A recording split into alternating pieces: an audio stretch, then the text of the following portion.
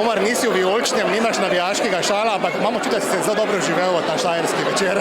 Ja, moram povedati, da se jaz v bistvu zmer na Štajerskem dobro počutim, v Mariboru še posebej, zaradi tega, ker je valjda več ljudi in seveda posledično poznam več ljudi, imam več prijateljev pa prijateljic. Tako da ja, zadnja leta me nekaj vleče v te konce oziroma me pot zanaša v Maribor in v okolico, tako da moram povedati, da se čisto vsakič veselim ne samo Maribor, ampak predvsem ljudi, no. Kako je bilo predelati eno najbolj znanih mariborskih skladb? Pravzaprav si pahnil zdaj Bejbo z mosta, ne?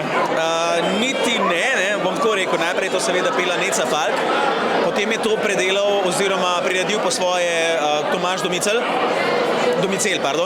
me je okregal že. Tako da, kar se tega tiče, ni bilo tako težko, ker je on naredil v bistvu fajn priredbo. Jaz sem jo samo mečkam po svoje še naredil, zaradi tega, ker imam rad, da je veliko dinamike v komadu in v vsakem komadu, če je to le mogoče. Mislim, da je lepo izpadalo. Danes smo govorili tudi o aplavzih, pa me zanima, komu pa ti v življenju najraje ploskaš? Bom po pravici povedal, da svoji mami. Zaradi tega, ker je odlična pianistka in zmeraj uživam, kaj jo poslušam. Pa vendar, ne, ste na tem zelo štajerskem večeru en most med Koroško in Štajersko pa zgradil, ne? Kako ste se kaj počutili na tem Bobžiču, kako je že rekel Pozdrav?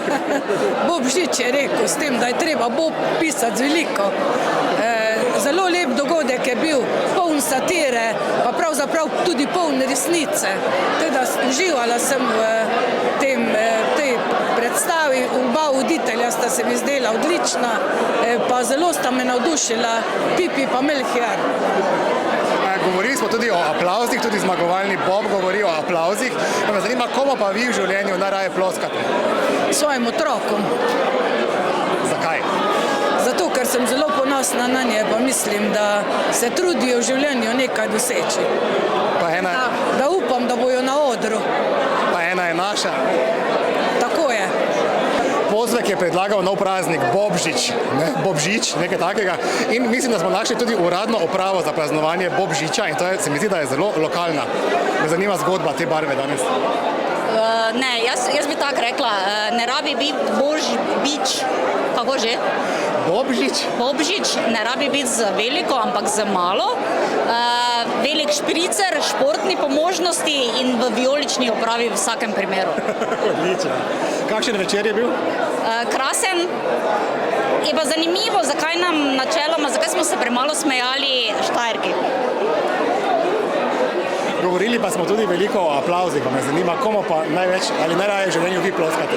Sama sebi. Zelo dobro se počutim na Bobu leta. Odlična prireditev je bila tudi letos, debut Aleksandra Pozveka. Je bil še nekoliko zadržan, ampak mislim, da lahko v naslednjih letih pošteno preseneti.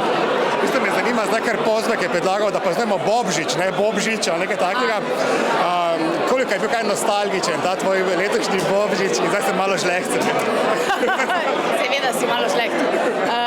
Ne, Bob leta je prireditev, na kateri se ne manjka, to je dejstvo. Je zabavna prireditev, se spreminja seveda z leti, ampak se spreminja na način, da pač ostaja in da vedno znova z nečem preseneti, z nečem navduši, nasmeji, tudi da misliti v kakšnem trenutku. Tako da jaz čestitam medijski hiši Večer za to prireditev, čestitam Aleksandru Pozveku za debut in predvsem čestitam prejemniku Boba leta, namreč njegova izjava je bila tudi moja favoritka. In zmagovalna izjava govori o aplavzih, o ploskanju, pa me zanima, komu pa ti v življenju najraje ploskaš? Govori o aplavzih in ploskanju, ampak govori predvsem o tem, da je treba delati, da je treba biti vztrajen in da je treba imeti dovolj poguma, da stopiš v ospredje, ker potem se ti lahko v življenju zgodijo dobre stvari. To je nekaj, kar jaz zelo slišim. Hvala, Katja, in srečen Bobžič. Tudi tebi, Denis, in tudi tebi, Anja. Komu pa ti v življenju najraje ploskaš? Najraje ploskam. Jaz nasplošno zelo rada ploskam. Zelo rada ploskam ljudem, ki so mi blizu, sama sebi tudi konc koncev. Mislim, da moramo najprej sami sebi znati zaploskati, da znako. Kar je kar težko, ne? Ja, da lahko sploh zaploskamo iskreno nekomu drugemu. Tako da na začetku moraš samo sebi zaploskati. In ker je to večer enih modrih, globokih, odmevnih misli, a je kakšna, ki se tebe zelo drži, kakšna, ki te je zaznamovala, ki te vodi, tudi v teh zelo stresnih dneh? Ja, zdaj sem imela kar res par stresnih dni in taka neka prva misel, ki me pade na pamet je, Ne pričakuj od leva, da te ne bo pojedel, zato ker ti ne poješ njega. Dovolj.